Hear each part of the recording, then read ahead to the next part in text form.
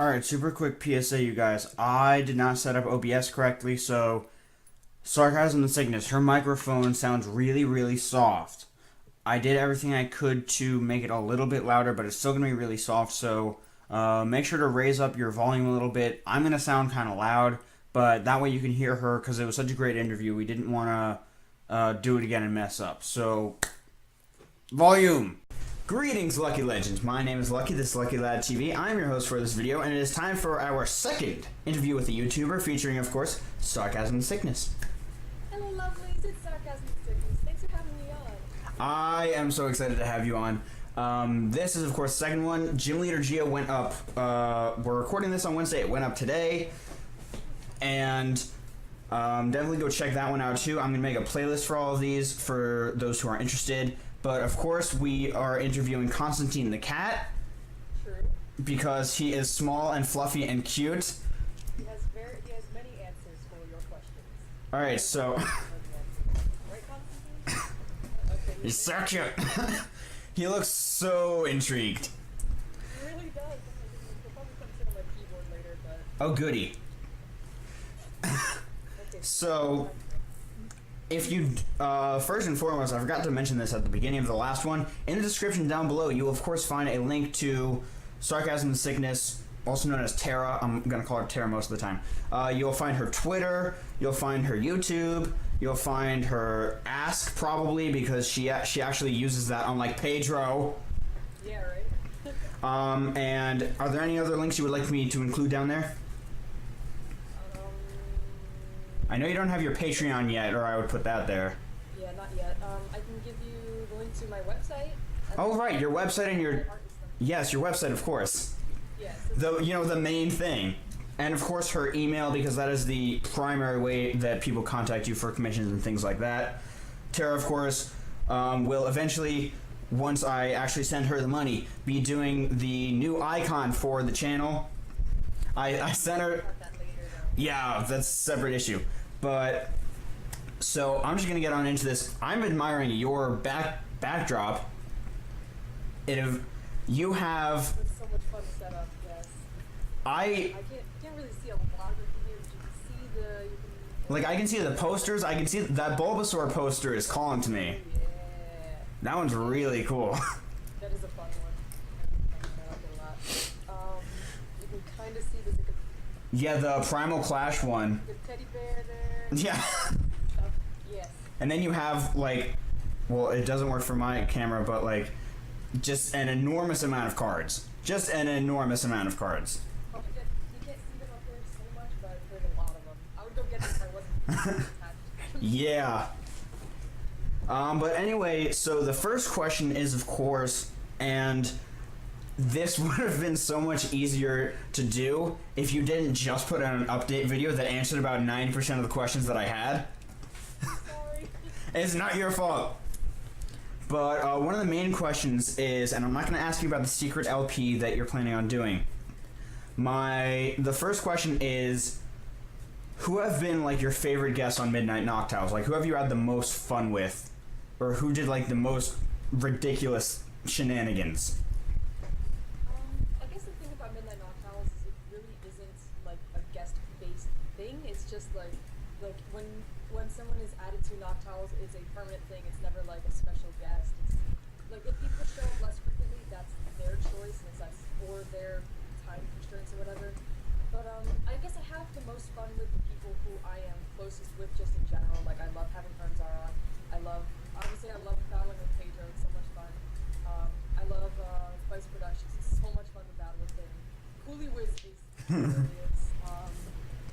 There's Anima's fun. Anima's a lot of fun. She doesn't come on very often, but she is hilarious, and she brings in the most ridiculous Pokemon, and she wins a lot, honestly. That's the thing. She wins a lot because she brings in like these serious competitive Pokemon, and we have all like, there was a time I brought like a team of 6 Ambipons because mine won, and I mean, obviously I didn't win, but Oh, I thought you were gonna be like, and I won. I 6-0'd them all. I wish I could bring the Ambipon team back in AVG. I need to build a special Ambipon. I need to bring all these crazy sets. I need to do that. But Anima actually did the banner for my channel. She did the banner art for my channel.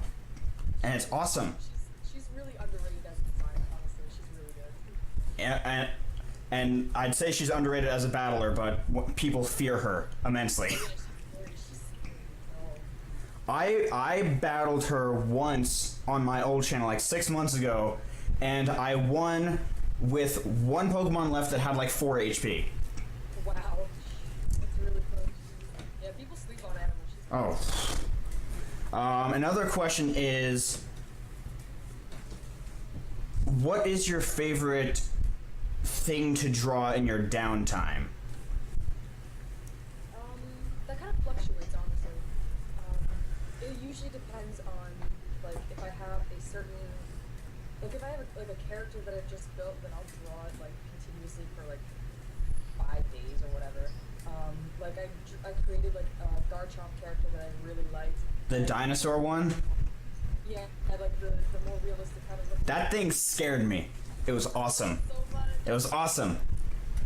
Yeah, Like one time Dina drew, I don't know if you saw it, but she drew like post-apocalyptic versions of Exploud, Landorus, and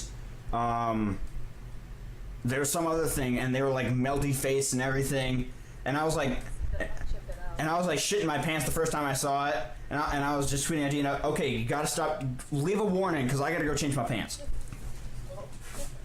You know. The other thing is, and this is of course one place where we differ greatly, you have one of the most impressive bad luck streaks with the TCG. I ended up picking it up again later, like being fine, but yeah, for a while it was really bad. I remember watching those and I was thinking, I must be taking her good cards, because the namesake of my channel is because on my previous channel I had a mini-series called Lucky Pulls, because I would open like 3 packs and get a full art, or I would open up like 2 packs and get an EX. One time out of 1 booster box I got 8. Not bad. Which is, that's the namesake, like that's what I originally built my channel on. But now, so like whenever like Cody and Katie are opening something, they're like, Lucky, we're opening TCG, send me luck, and I'm like, go.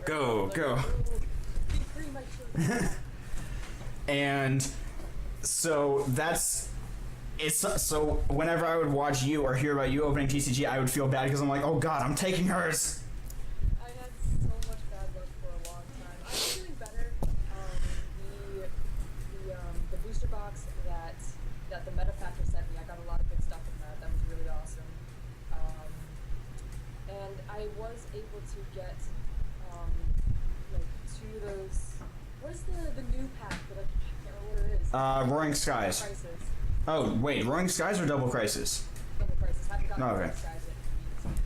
But obviously the funds are really tight right now. But yeah, I was able to secure some Double Crisis, and I did get both the Groudon and the Kyogre full art, so that was really amazing. But I got the Kyogre one.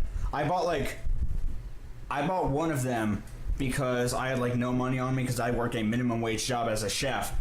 yeah. And I'm like, all right, I have like $10. I'm gonna get one, and I got the Kyogre, and I was holding the Groudon pack, and I'm like, come on, we can do this. Right. We can do this. We can do this. We couldn't do it. Aw. Yeah, it didn't work. But I got the Kyogre, so you know I was happy enough. That's actually the reason I collect them. I don't play at all. Oh yeah. I don't plan on selling them at all. I might sell them when I'm like old and crusty. Old and crusty. Never heard that one before, but okay. The other thing that, and this is something that people ask me a lot, that I sort of don't get it because I have such a tiny channel, but it makes more sense for people like you, is what part of your day goes into managing your channel overall? Like, not just recording, editing, uploading, but like dealing with all of your social media, dealing with all of your emails and all the stuff like that, because for me it's like maybe 3 hours total, because I just upload things overnight when I'm sleeping, because I live with my parents and they need the bandwidth during the day. Yeah, But I know that struggle. Yeah, but for you, you have a sizable following overall, so you must have you actually have to manage it. Yeah, I do spend a decent amount of the day, probably most of my waking hours managing the channel. Except for like there could be some bad days where sorry, Constance is jumping at me. Come here, baby. It's a bad kitty. Stop. It's a bad Mr. Kitty. He wants to sit on my lap or something. He's so fuzzy. He's so fuzzy. So yeah, I do spend a lot of time managing the channel. It's hard to think about how many like actual like hours goes into it. Because there's things like, you know, like I have to try to go and do my best to answer all the comments, especially, you know, with like the 31-day challenge, everybody's leaving like all their favorite Pokemon, and I try my best to respond to everybody and talk about them and stuff. And, you know, just putting out the 2K update, you know, everybody has all these different suggestions and things, and I have to catch up with all of that. So Yeah. answering comments is a big part of the day. Obsessively checking sub counts and view count on videos is a big part of the day. Every time I refresh my YouTube, I'm like, let me just go check. And that's a bad habit. It's a really bad habit to get out of that. I did that for a couple days because Shady liked one of my videos and it went from about 12 views to right now it's sitting at 1,800 because he liked one video and it's literally 60 seconds long and it involves me dancing wearing the it's because I'm wearing the New York Yankees shirt. Oh wow, okay. And he liked it and it shot up immediately. And I was checking it out like every 10 minutes, and I was texting my buddy Game Chomp, who's actually down right now. I'm gonna be playing some Smash with him later, but I was texting him like every 4 seconds. It just broke another 100 views. It just broke 300 views. It just broke 500 views. And he's like, yeah, that's what Shady Fame does. Yeah. And it's that type of. People are pretty cool and pretty supportive, so that's a big deal. Well, like the community the lovelies, which I am a proud what are you doing with him? I don't know. He doesn't seem to mind most of the time. He's trying to slap the mic. Bad kitty. But I am a proud lovely, and the lovelies are also a very nice, very supportive group. You don't get a lot of griefers or people like that out of it. I'm actually really, I could talk for hours about how appreciative I am of them, how just wonderful, like there are times where I get some hate, but a lot of it happens on my ask, but it can be anonymous, or not even really on Twitter, usually just an ask. And I have to assume that most of these people aren't actually subscribed. I used to have somebody for maybe a week who would leave a dislike on every video just because, but they stopped that, so it's, besides small individual cases, but on the whole, my subscriber base, my active, lovely base, I guess, they're all such wonderful people, and I've actually made legitimate friends with some of them. And, I love talking with them. I love there are some who comment on every video, and I look forward to it because I like to have a conversation. I like to be able to talk and have banter, and it's great. It's really great to have such supportive people and such active, they actually stop by every day. That's a big deal. It is such a big deal. Like, one of the things for me, and I say this in most of my update videos on my channel, is right now I think I just hit 24 subscribers, and that's mind-boggling for me because I can't imagine one person, like IRL, one person sitting in front of me and watching me do this. Like, if you think about it, who would sit there and watch another person play a game unless they're playing the game with them? And I think that's kind of the point of YouTube, is that they kind of get to know people through that. And one of the things that you were just saying about the consistent disliker, the person that goes onto each video to dislike your videos, the thing that I love about that is that people don't realize in order to dislike a video, you have to provide a view for it. Yeah. And you can't just not go to the video. Exactly. And I know that you don't make money off YouTube, but if you're somebody like Shady or Nappy or Mo or something like that, you're giving them money by disliking the video. It's not doing anything negative for them. Yeah, and the thing is, you have to do something pretty incredible to get somebody to hate you that bad. Yeah. To actually subscribe to you so that they can find your videos, make sure that they see them every single day, and then stop by to leave that dislike. You had to do something really awesome to that much. It's like to have a dedicated hater has to. I mean, like they say, like haters gonna hate, and they say, Yeah. like if you have haters, you're doing something right. And I think that epitomizes it. It's just like if you have somebody that's that dedicated to disliking you, like You gotta be proud. You gotta be proud. yeah, you should be proud that somebody actually cares that much about whatever it is that you're doing to actually stop by and dislike it. It's interesting. I mean, obviously, you can still rather not have it, but Yeah, but yeah. it's a weird situation. That's one of the things, like, when I was taking my intro to psych class last semester, like, they kept bringing up double standards and, like, hypocrisy and things like that, and I just kept thinking about all my friends on YouTube, like you, Pedro, Nips, Shady, people like that, and I'm just thinking, they must not understand how YouTube works to do that. Because that's the only logical explanation, is that if they understand that people make money off of their views, then they would just make sure not to view it. Basically, yeah. Because it's like 1/10 of a cent per view or something like that. Yeah, it all piles up eventually. Yeah. And you, I don't remember if I told you this, but at the beginning of each year, I make a prediction for where each channel, like all the channels that I follow, are gonna go. And I was like, Tara's gonna be at 2K by summer. She's gonna be at 5K by the end of the year. And Certainly hope so. And like I told Shady this, like, and you know how Luke blew up when he started doing the Wonderlock with Nappy? I didn't know they were doing that, but I said Luke's gonna be at 50K by like spring, and he's gonna be at like 75K by the end of summer, and he's right on that track. Yeah, and the thing is, like, once you start, like, when you explode like that, it really just snowballs. Exactly. It gets so much easier to gain. Like today, maybe I'll gain like 2 or 3 extra subscribers. Luke is probably up gaining like 100 Yeah. to 200 extra subscribers every day. I mean, obviously, there's always going to be the people who always have people who unsubscribe every day. So you're just hoping that your people subscribe is higher than your people Yeah. unsubscribe. But It's like the people, like, you gain a certain number of Twitter followers a day, you lose a certain number a day. At one point, I was losing more than I was gaining. Right now, I'm gaining more than I was losing. But it really it's a complete back and forth, because what people have to remember is that it's not under your control. oh, definitely. You can't make people subscribe to you, and you can't make people follow you on Twitter. You just have to be enjoyable enough for people to voluntarily do that.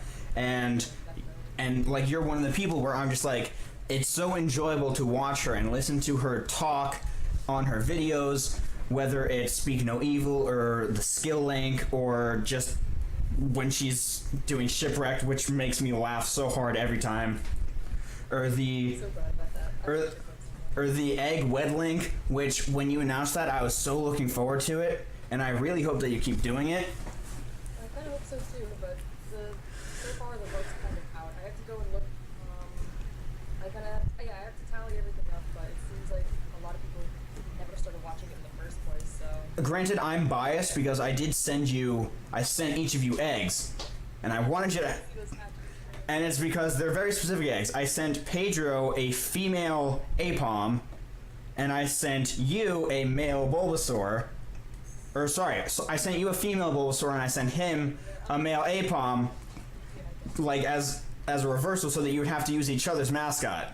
That would be great. Oh, I wish we would have hatched them already. I know, and I was like, oh, this is so creative. I came up with the greatest idea ever, and then I'm thinking probably like 30 people sent Pedro a Bulbasaur, and probably 30 people sent you an Apom, and I'm like, no, I'm gonna switch it. I haven't found any yet, though. Yeah, I know. When I'm looking at it, I'm like, how have they not gotten these blatantly specific Pokemon yet? Right, honestly. Oh well. But the other thing, Skill Link is like, I watch all of your Skill Links, not just because I enjoy your views and your mindset on things, but primarily because I can't draw on my computer because I don't have one of those tablet thingies. Yeah, one of those. I can draw on pen and paper, and I'm like half decent. Like, if there was if I could get one of those, I would be able to do. I would be okay. Oh my gosh, there's so much fun. like one of my favorite things ever that you said was when I don't remember. It may have been me that asked you this, but somebody asked you, "Do you prefer drawing on paper or on your computer?" And you gave the best answer, which was computer, because there's no undo button on paper. And I'm like, yes. I have this weird tendency, like I'll be drawing on paper and my other fingers accidentally do the Control Z thing, and I'm like, No. did I just do that? Okay, IRL Control Z. They need that IRL Control Z. Oh my god. Like, Oh, I just slipped and fell into horse shit. Oh wait, nope. No, I didn't. yeah, right. Well, something's better now. You know. But one of No. another question I have for you is, what was your favorite topic to talk on the Skill Link? Because you've talked about so many, and some of them are very personal, some of them are more general, but my guess is you have a favorite.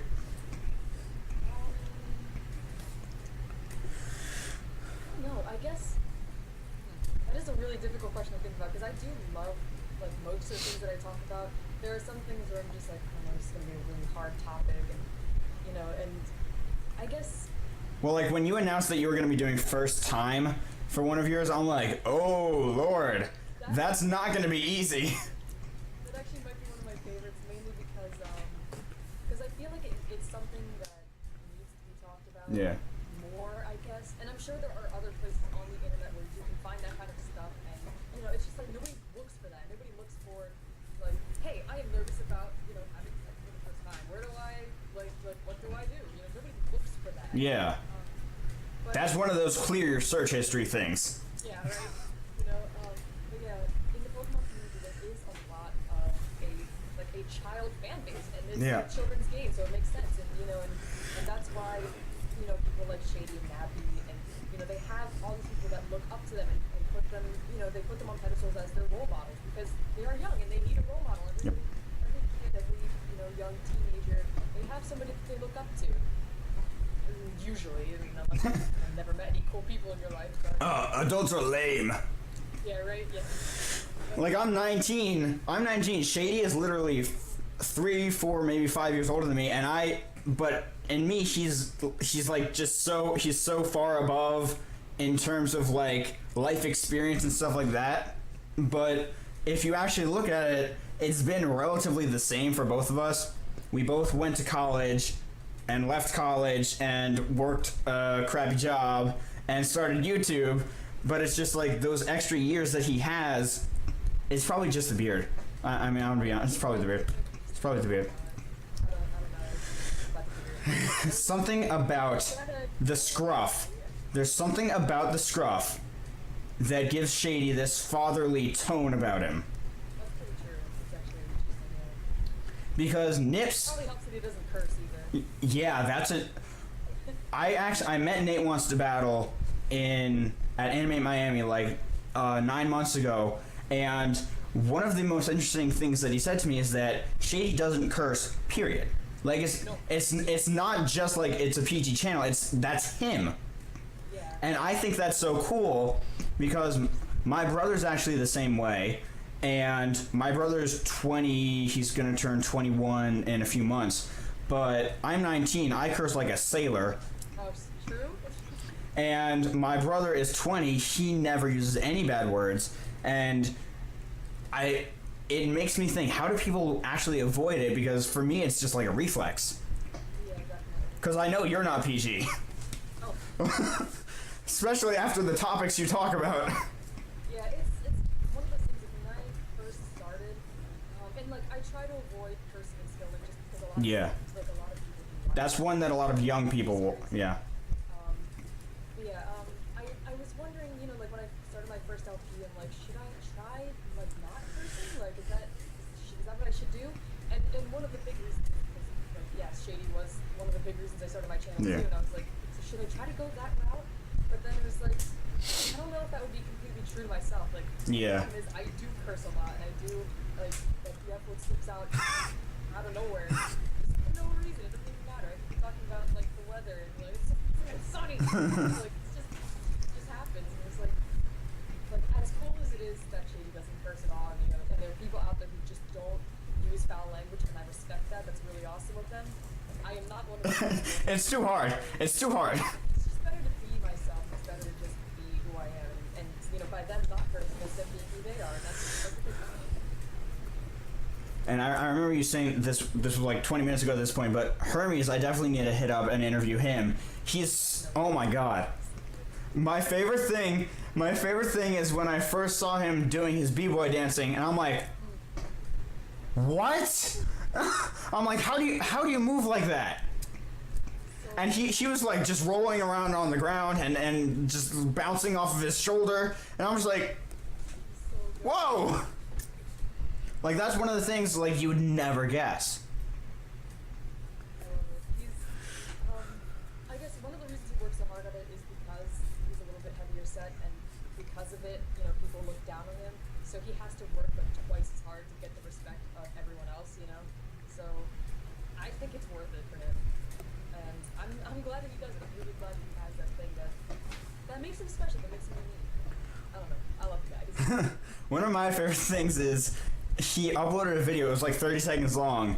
It was him watching Anima's intro, and yeah, and he's just eating a banana, and he's just like, hello. Like, oh. That killed me. I've probably watched that like 4 or 5 times. He has really great skin. Yeah, you should definitely get him on for an interview. I have to. I tried hitting him on Twitter, but you know, popularity's a thing. And I'm a writer for the GBA, and I don't know if you follow the GBA. Somewhat, but mostly when Pedro watches. But my question for you is, the only reason I bring it up is, would you ever think about getting into competitive battling on your channel, but like really getting into it, or would you more be interested in like having it as like a side thing? I'm still like thinking about it. To be honest, it's because again, like with a lot of my favorite YouTubers or favorite PokeTubers being competitive battling channels, like I really want to get into it. But my biggest issue is that I get really weird when I lose. Like, I do not take loss very good. I'm a huge rat when it comes to losing, so I get really whiny and angsty and angry about stuff. So I have an idea for you then. I have an idea. You could be Sarcasm the Saltness. oh, good. But, It's marketable. it is a little bit. Like, only post when you lose. Don't post when you win. Only post when you lose. Or those really bitter wins that you're not even happy Oh, about. yeah. Such a struggle. Like, you won because of hacks or because they were stalling the whole time. Yeah, right. You had to like fight through all those things. Like, ugh. But yeah, if I do start competitive battling on the channel, which, like I said, it's still something I'm considering, it would definitely be a side thing. And I might try to think of a way to like include some kind of art into the series, just because I am trying to keep. I'm trying to be as creative as possible, I guess, with any new series that I bring on the channel. So I would have to think of like a shtick, I guess, something new to have for it to make it more like me, I guess. But I don't know. I mean, it still wouldn't be a problem to just like, throw up a face cam and just enjoy it. So I'll figure it out.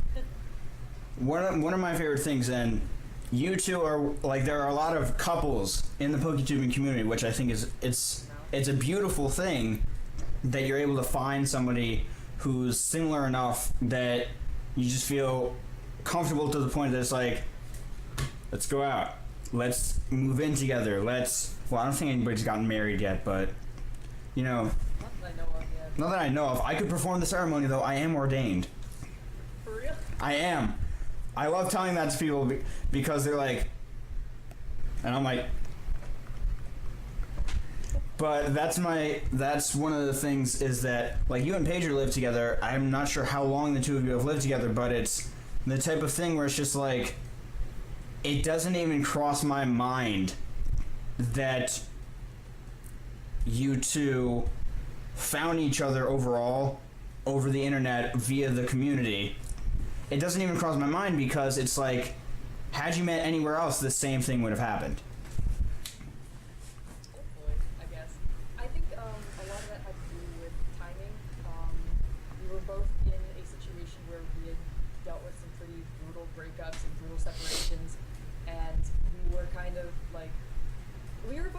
generally in a situation where it's just like, I'm just gonna do my own thing, and like I don't need this drama anymore. I don't need this. I need that. And we've both gotten to a point where it's like I know what I want from a relationship, and it's not everything that I've already had. Because if I feel like if I hadn't gone through some of the stuff that I had, like as crappy relationships go, I guess, I probably wouldn't have been as receptive. And it's weird to say as receptive because when Pedro and I first started talking, I wasn't incredibly receptive to. I remember you mentioning that before.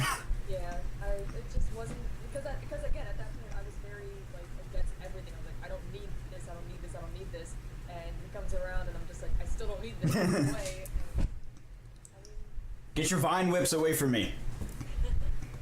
but yeah, it's definitely the Pokemon community that brought us together. Actually, namely Hermes and Vice Productions, who had met me and Pedro separately, and then we're like, hey, probably hang out. You. Go.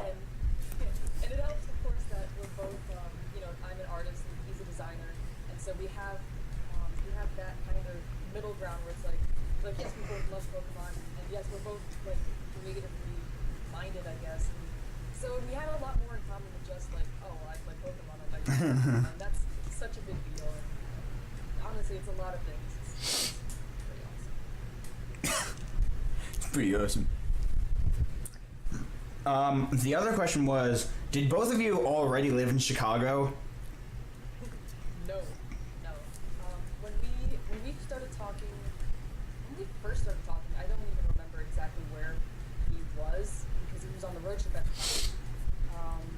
And then when we decided to go out on a first date, he was in Seattle and I was in Pennsylvania, or Philadelphia. You know, because they're right next to each other. Literally opposite sides of the Yeah. country. It would only be worse if you lived where I live and he was in Seattle, because I live in South Florida. Oh jeez, yeah, And that's it- even worse. Oh my god. Alright, I'm going to go from South Florida to Seattle on the off chance that this works out. Okay. But I mean, the biggest thing was we were both going to Pokemon Symphonics in Philly. Yep. So no matter what happened, if everything went horrible, if everything went well, we were both there for a common thing. So we were both going to enjoy ourselves no matter what. But yeah, it was like we decided to go out on this first date, and we were like, okay, well, we should probably talk first, get to know each other a bit, so this isn't completely horrible. We found out we had a lot more in common than I guess especially than I thought the person we talked to. So by the time we actually did meet each other, we were both pretty sure this was gonna be a thing. So yeah, by the time we met like actually in person, pretty much the moment we saw each other, we was the official relationship. It wasn't just okay, we're gonna go out on a date. Yeah. So that was cool. But yeah, we definitely were not from the same area. We lived in Chicago before that. Was on a road trip. I lived in Pennsylvania my whole life.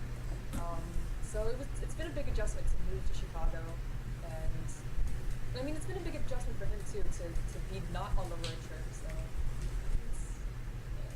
it's different. Sometimes staying at home is good. Yeah, it's been a lot easier, I guess financially right now, but hopefully we can try again. But at this point, it really is just like as long as we're together, everything's fine. You guys should get an RV. Oh, true. That'd be great. I know, right? Gas. Could you imagine if RVs had Wi-Fi? I mean, you could probably get some kind of something. I mean, I don't know, like. I mean, you could pull up into a Starbucks and use theirs. I mean, and the other thing that I know, Alex also lives in Chicago, and she is of course amazing. My question is, would you ever try and get into League? No. No, I'm not. Good enough answer. Yeah, I've watched gameplay, and I can understand why people would enjoy it, because it does seem like an extremely competitive game.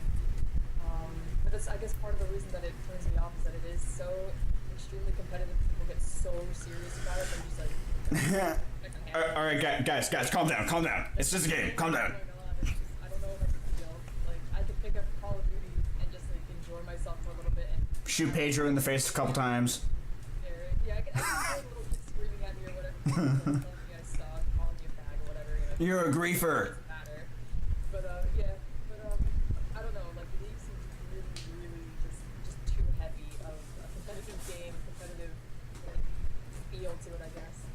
All right, so this is. So I have one more last question for you, and I think I know how you're gonna answer this one, but I'm not sure. What are your thoughts on Splatoon? It actually looks really cute, and I kind of wish that I had a Wii U to actually be able to play it. Yeah, it looks like a lot of fun, honestly. It looks really, really cool. And I like the colors. I like how colorful it is. There's a lot of orange, which I know you're a fan of. Yes. Yes. I love that. And it's a big deal that, it seems like Nintendo found a way to get like a good shooter on Yeah. their like a good shooter turf war kind of thing on their system that wasn't violent. Yeah. It's almost in a way it's almost a gateway drug for little kids like Call of Duty. But in a much more friendly environment where hopefully Squid people. each other on their bikes. I mean, you have squid people, you have paint, and you have bright colors. That sounds right up your. That's nice enough. That sounds right up your alley. It looks so cute. I really hope that I'll have a chance to play it someday, but I mean, I'm sure you can just jump into a GameStop and they're gonna have it on demo, and you can shoot the squid people with your ink guns. yeah, I like the way the paint roller looks though. It looks really intense. Like, but I think it's the biggest thing I like about it is it looks like the different like gun classes have like very different roles that are important. Like you need somebody with a paint roller to just get as much paint everywhere as possible. And you need somebody with a little shooter to to guard that to protect protect your turf and stuff. And you need somebody with like a sniper to try to get somebody far away that maybe somebody else would miss. And like I guess I like that there is more like teamwork sort of element to it. Like you have to try to work together on these things to actually have a successful game, which is really cool. I gotta say, Nintendo does, with the exception of Pokemon, which says if you're 10 years old, you can go on an adventure outside your house by yourself, and you can make enough money by beating up other kids' pets to survive. So, with the exception of Pokemon, most of Nintendo's games actually send a relatively good message. Like, if you look at Splatoon, it's not actually violent. Yeah. It's promoting creativity, it's promoting teamwork. Or if you look at some of their other stuff like Mario, well, Mario doesn't really count because it's animal cruelty, but you know. Well, they have, what is it? They have cool things with Mario, just in the franchise in general. Mario Party is a lot of fun. Yeah. Play games with friends, and like all the Mario sports games are fun. Just sports with friends. And It's literally saying go outside and do it yourself, and you can be like Mario one day. yeah, right. And then wow. But they have the what did they just put out? Like the Mario Maker thing, where you build your Mario like level and stuff. That. They did? Is like, honestly, yeah. What? How did it- I gotta get that. Oh, I pretty much never pay attention to that stuff because I'm usually either at work, recording, eating, or sleeping. Yeah, you gotta watch the Nintendo Direct stuff. I do. Alright, They have a level building. so Mr. Kitty is no longer behaving himself and he's in a little ball. And basically the way this works is I go first at the intro, so you go first at the outro, so you can do your outro, I'll do mine, and then we're good to go. I wish I had an outro for situations like this. Kind of just usually talk me over. Bye, lovelies! Okay, bye, people. This is like got a cat. Cat says bye too. Bye. Okay, just say bye-bye. Alright, so with that, we're gonna get about. Best luck to you out there. We will see you all soon. Goodbye. Bye, kitty!